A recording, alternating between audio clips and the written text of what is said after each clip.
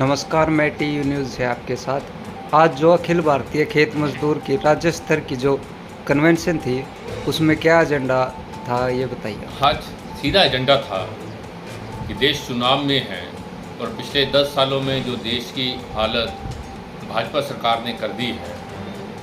हरियाणा के खेत मजदूरों ने अपने अनुभवों के आधार पर आज तय किया है कि देश को बचाने के लिए, इसके संविधान को बचाने के लिए और संविधान के तहत जो लोगों को जीने का अधिकार दिया है, एकता के साथ जीने का अधिकार दिया है, उसको बचाने के लिए आने वाले चुनाव के अंदर खेत मजदूर यूनियन खेत मजदूरों में, ग्रामीण मजदूरों में जाएगी और भाजपा को हराने के लिए काम करेगी। हम देखते हैं कि 10 साल में जो ग्रामीण भारत के अंदर मजदूरों की आय के अंदर 3% की कमी हुई है। उनकी दिहाड़ी जितनी बढ़नी चाहिए थी महंगाई के साथ वो नहीं बढ़ी है।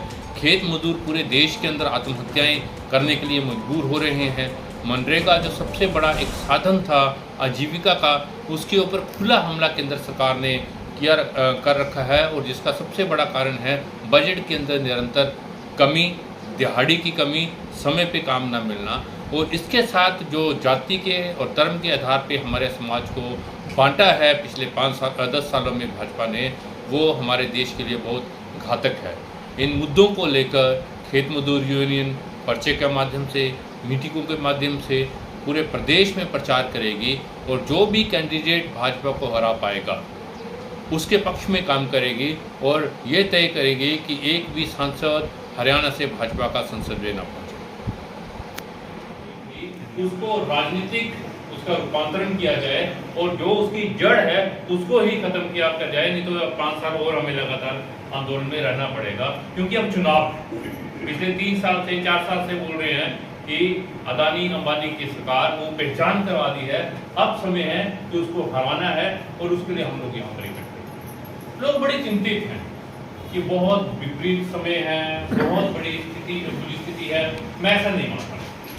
मैं ऐसा मानता हूँ कि एक ऐसा समय है, उपयुक्त समय है, जब भाजपा को बड़ी आराम से हम लोग हरा सकते हैं। मेरा ऐसा मानना है कि लगभग पिक्चर क्लियर हो पा रही है। एक तरफ बीजेपी है, अंबानी अदानी है, हाँ, उनके साथ बहुत मजबूत मीडिया है। पर जहां भी आप लोग देखेंगे और विशेष तौर पर हरियाणा पे जहां भी आप देखेंगे चर्चा का मुद्दा है। दूसरी तरफ कौन है?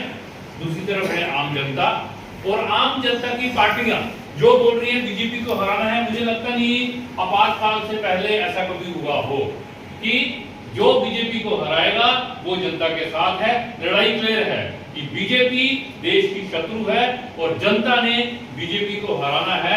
ऐसा मौका कभी मिलता नहीं है। इसलिए उत्साह के साथ, आशा के साथ आंदोलन को चुनाव में लेके जाने की भराई जा सकती है। ये पूरा माहौल बनाया जा रहा है ना कि 400 वो उनका डर है। वो उनका डर है जो बताने की कोशिश कर रहे हैं, जो रोज टीवी हमें दिखाता है। तो एक दिमागी लड़ाई भाजपा बहुत स्किल्ड है, बहुत निपुण है, जो उनकी समझ है कि लोगों के दिमाग में ये पैदा ही कर दो कि बीजेपी हार ही नहीं सकती। अरे साहब, आप चुनाव के अंदर बात कर रहे हो, हमने तो बिना चुनाव के बीजेपी को हराया, सड़क पे आए और संसद के अंदर चुने हुए सांसद नहीं कर पाए, वो जनता ने करके दिखाया। 3 बड़े कानून वापिस लिए। अगर आप देखें ना, किसी लोकतंत्र के अंदर अगर ये बोले कि जनता का, जिसको बोलते हैं नो कॉन्फिडेंस मोशन हो रहा है, कि जो सरकार है उसकी पता चल रहा है कि वो अल्पमत में है कि बहुमत में है, जनता ने तय कर दिया कि सरकार अल्पमत में है, उसी समय वो गिरा देनी चाहिए। अब हमारे पास मौका है कि वो जो सड़क पे हराई थी, अब मतदान के जरिए उसको संसद से बाहर लाना है। ये हमारे पास मौका है। बिल्कुल साफ है। और मैं तो ये बोलता हूँ कि हरियाणा के अंदर तो एक भी सांसद वहां संसद में नहीं पहुंचना चाहिए जो बीजेपी के आसपास भी खड़ा होता है। ये बिल्कुल वैचारिक समझ आप लोग यहाँ पे कर रहे हैं कि कल वो बीजेपी के साथ था, आज वो कांग्रेस में, वो हमारे खिलाफ था, पर वो बीजेपी को हरा सकता है। वो किसान आंदोलन में भी नहीं था, पर वो बीजेपी को हरा सकता है। वो जातीय भी है, पर वो बीजेपी को हरा सकता है। दोस्तों, जब जंग के अंदर जाते हैं तो दुश्मन बिल्कुल साफ नजर आना चाहिए। ये जंग है, इंद्रजीत ने बोला ये जंग है किसकी? ये जंग हमारी बचाने की नहीं है, ये जंग भारत को बचाने की है, ये जंग जमहूरियत को बचाने की है, नहीं तो अंग्रेजों वाला राज पहले आ जाएगा।